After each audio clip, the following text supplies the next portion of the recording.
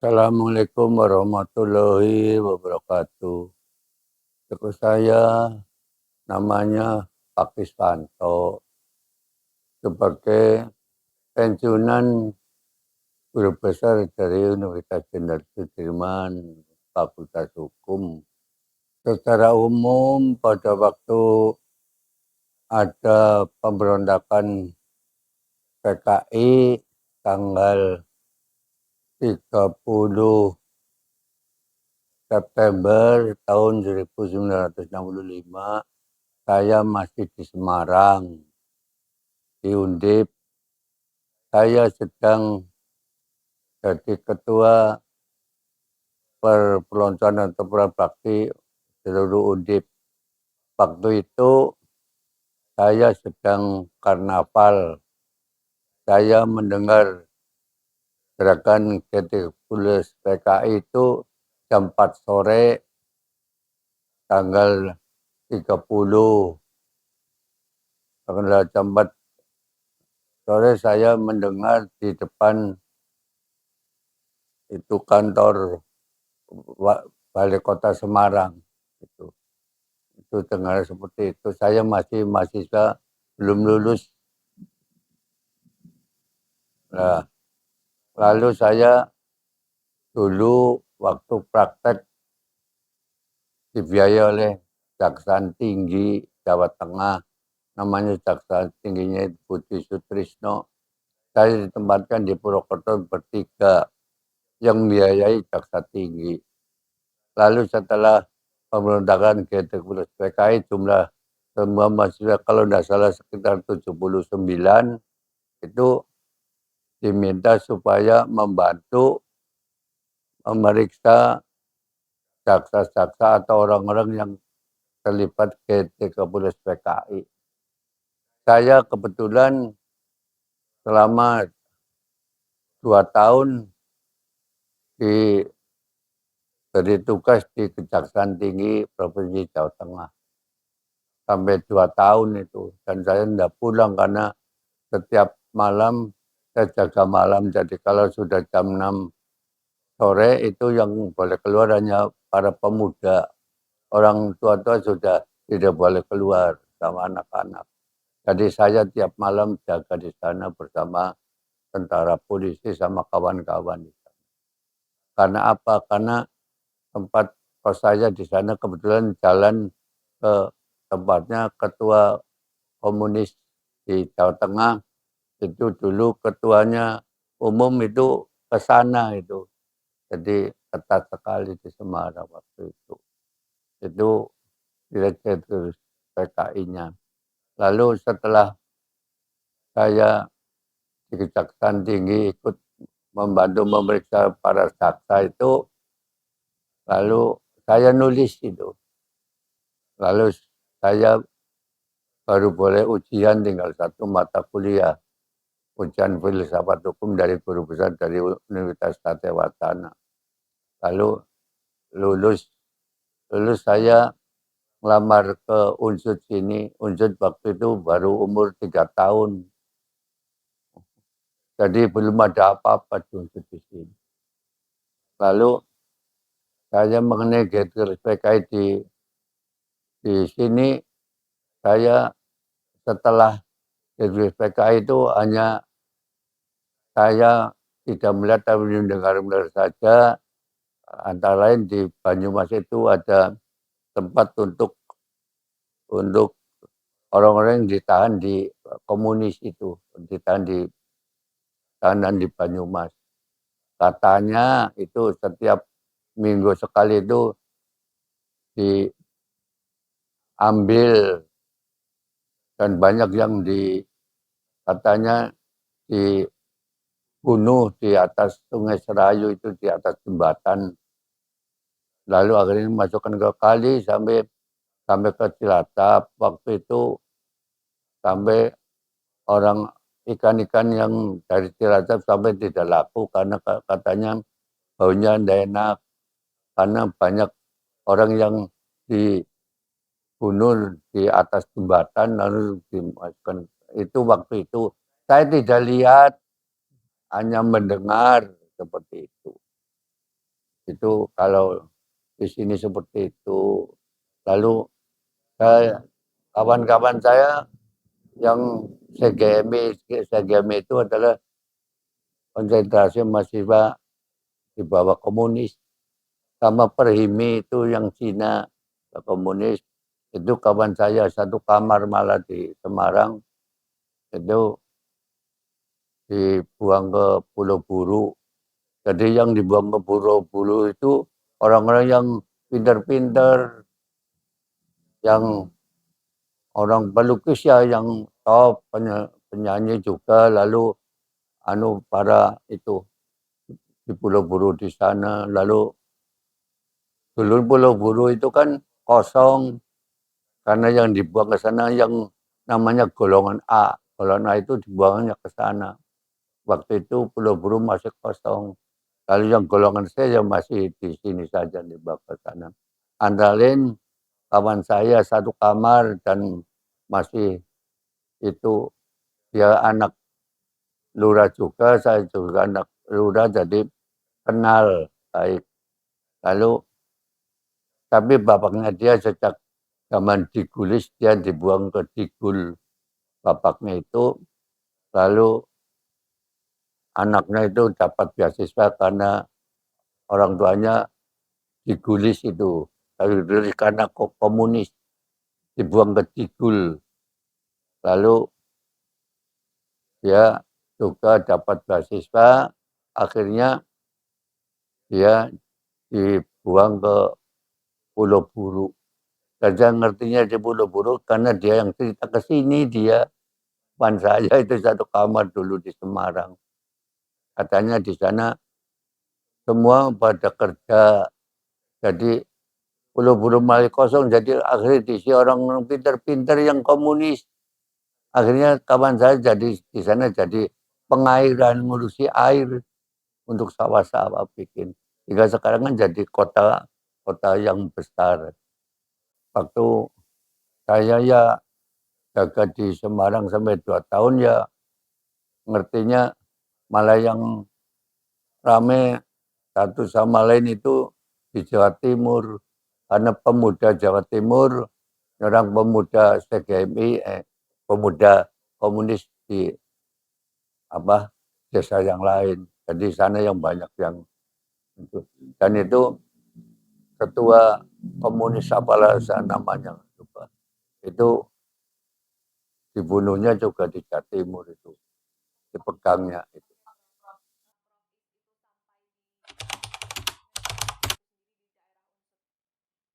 Kalau di sini saya mengertinya bahwa termasuk pegawai-pegawai unsur, pegawai lain-lainnya itu yang dulu ikut komunis, ikutnya itu waktu tidak saya tidak tahu, tapi katanya ditariki iuran tiap bulan, iuran untuk komunis. Itu ya dipecati semua, Jadi termasuk punya saudara bareng ya ikut tidak boleh usaha waktu itu. Jadi kalau yang punya saudara anak komunis ya sehingga usaha apa saja Anda dapat izin itu. Jadi ya kalau melihat seperti itu memang jadi orang takut kalau dituduh komunis. Wong saudaranya saja, kakaknya apa, iparnya apa, pamannya komunis ya diikut terbawa. Itu waktu itu keadaannya seperti itu.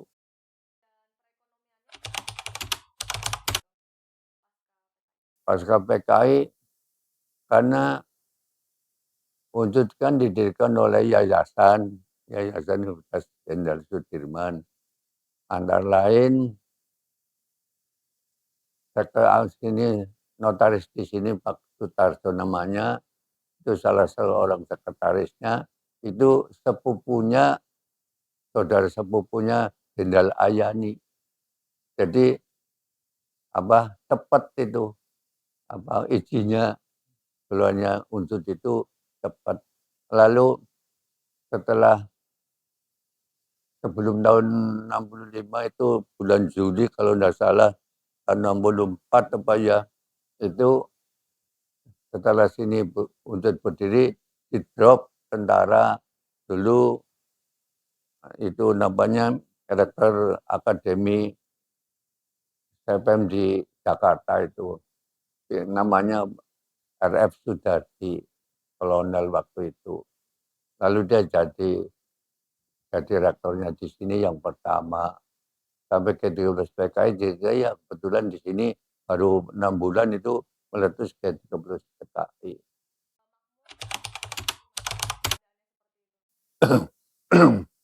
Makmur tidaknya ya tidak tahu yang jelas ya kekurangan. Karena apa?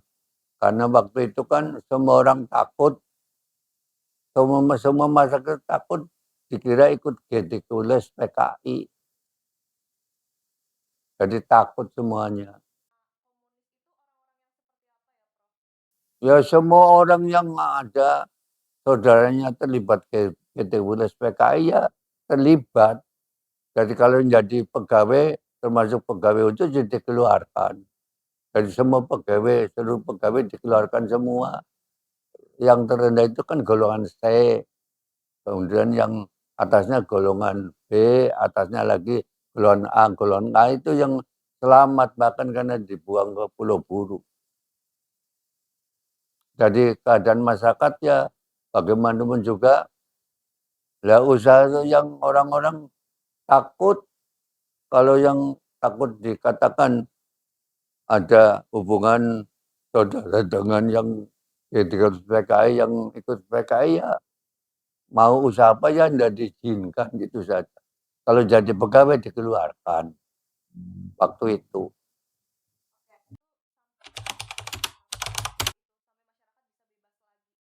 Masih lagi ya setelah Soeharto berhenti.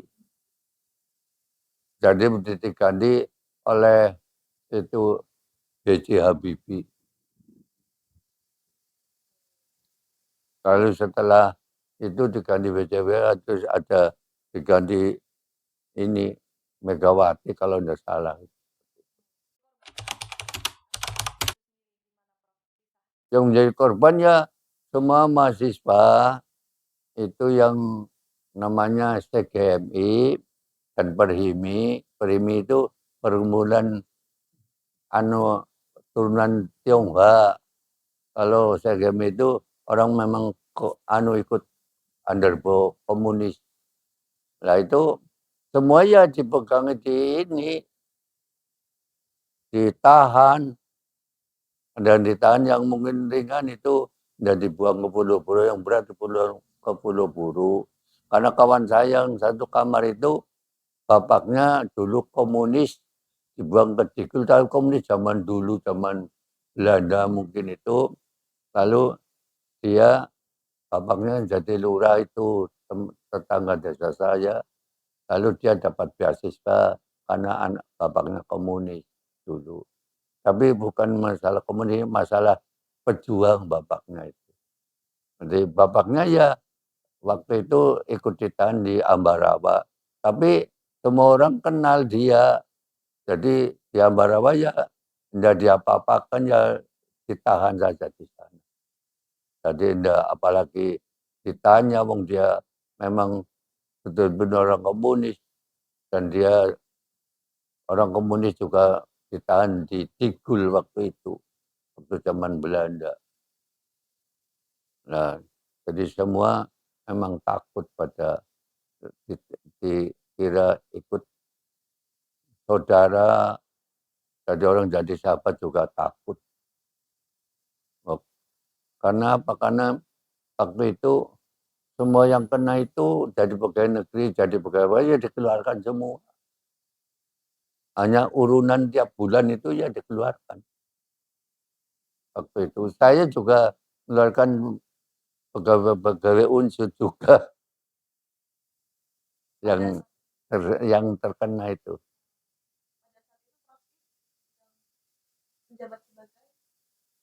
Saya menjabat sebagai pegawai biasa di membantu rektor itu loh. Tapi bukan membantu rektor waktu itu ya. Iya, kalau sekarang wakil, kalau dulu pembantu, saya bukan pembantu rektor, tapi saya masih itulah muda. Jadi untuk disuruh kemana saja. Kalau saya disuruh oleh rektornya itu kan tentara, orangnya disiplin banget.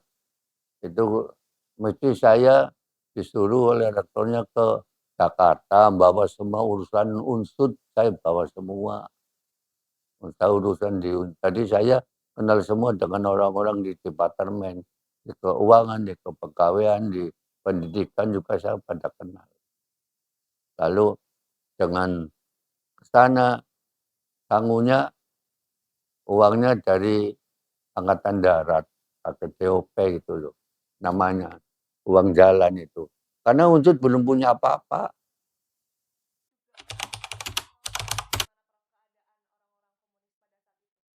Orang komunis pada saat itu, komunis dalam partai itu kan besar karena nomor 3 seluruh Indonesia. Nomor 3 kan besar orang komunis. Lah, kebetulan waktu itu mau ada peringatan Hari Angkatan Perang apa ya bulan September itu, kawan saya kan juara deklamasi di Undip di Semarang. Itu waktu mau ulang tahun di Jakarta diambil untuk jadi announcer di Jakarta. Lah itu dia tunggu di sana meletus schedule PKI.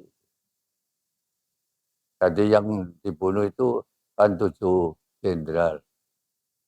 Yang salah satunya itu adalah ajudannya Nasution, namanya Pierre Tendean, itu ajudan. Tapi orang kan tidak tahu Nasution, jadi akhirnya dia ngaku ajudan, tapi malam jam 2 malam apa jam 3 itu ditanya Nasution, saya Nasution itu langsung itu dibawa dibunuh.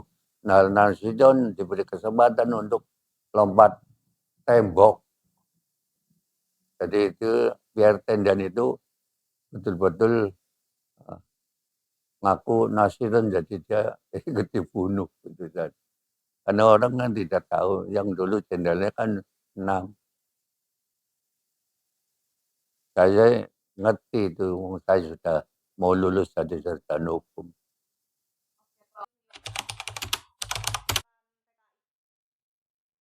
Ya, semua hampir sama seluruh Indonesia. Kalau karena komandannya itu Jenderal Soeharto, ya presidennya cuma mengikuti itu. Jadi ya sama itu seperti itu. Ya semua orang-orang yang kena G13 PKI atau yang kerabatnya atau yang pamannya apa keponakannya kalau mau usaha ya tidak diizinkan. Itu seperti itu. Di seluruh Indonesia bukan di Purwokerto tok, di mana saja.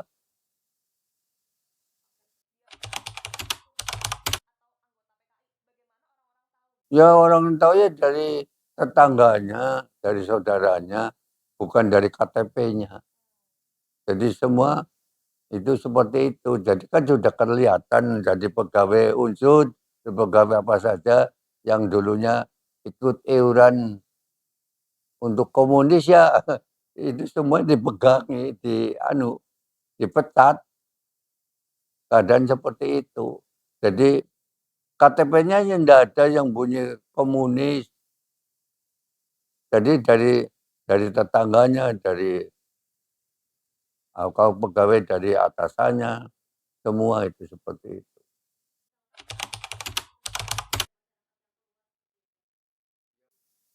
Ya pada awalnya memang seperti itu.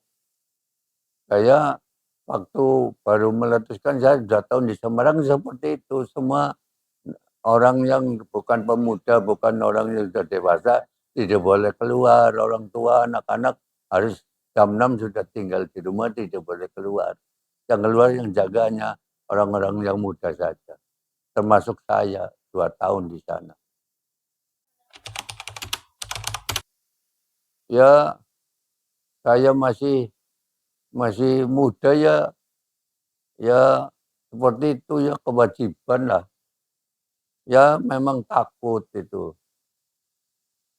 Ya sekarang kawan saya yang dulu bareng-bareng jaga malam di sini ya dulu bareng di sini dia kepala agraria sini sekarang di Solo ya masih hidup katanya. Anak-anaknya yang di sini cerita. Banyak yang masih hidup kawan saya.